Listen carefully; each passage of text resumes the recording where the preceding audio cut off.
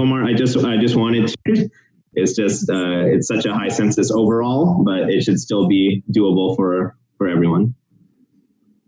And before we close, Omar, I just wanted to share two very common phone calls that you'll get that I remember when I was an intern. I was like not ready on the first day. Hey, can you clear this NG tube? And hey, can you clear this central line? So I just want to show two radiographs on share screen of how at least I do it. If Omar, you could give me the sharing privileges. Yes. Then can you share now?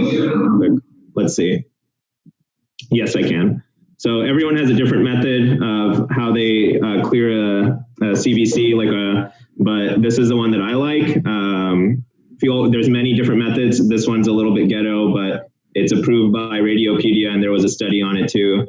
It usually lands in the right place. So here, this method is two vertebrae below the carina method. So if you're trying to see where your cavoatrial junction is, you can find your carina, which right here, we see the split, the trachea comes down, and then our carina is this triangle. And then we can see the line of one vertebrae and the line of a second one. And if your line ends up anywhere around here, then I'm usually comfortable saying that this line is clear for use. So that's the method I like, the two vertebrae below the carina one. But you'll hear different ones, and if you have one you like, by all means, go with that one. And then if they call you to clear an NG or an OG tube, the most basic thing is make sure it's below the diaphragm. So we all see this this tube coming through here. It's ideally 10 centimeters below the GE junction, but I mean, nothing disastrous will happen if it's below the diaphragm. At least don't clear anything if you cannot tell if it's below the diaphragm. Just say, let's reshoot an x-ray or something like that, or ask someone's opinion. But you guys will get calls for clearing OGs and central lines. That's the last thing I wanted to just add. Omar, do you use any other method, or what do you like to use? No, that one for the central line is actually useful. I didn't know about it. But yeah, NG tubes, just make sure it's below the diaphragm. That's the big one. If you're not sure, ask. Always ask.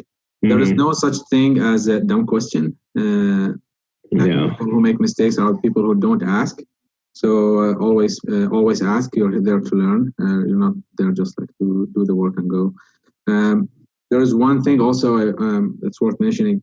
You see something that doesn't make sense, you raise the issue. Like, for example, I saw patients who are receiving fluids and diuretics at the same time, and you know the patient the best. Sometimes the fellow doesn't know, forget patient, like the fellow sometimes cover for like 30 or 40 patients. They don't know the nitty gritty stuff, and you know your patient the best. If you know something doesn't make sense, just raise the issue. Tell like, hey, why are we doing both, for example? It's not right if you have like fluids and Lasix at the same time. Something is off. Because sometimes like the fluid run in the morning because the patient was hypernatremic, and then there is an x-ray came in the afternoon and the fellow saw it and like, oh, okay, that's diaries. But he doesn't know there is a fluid running. So like counterproductive productive stuff happens. And if you see something that kind of doesn't make sense, just raise the issue and tell. And the people will like review the chart and okay, so the right thing to do now is whatever they decide.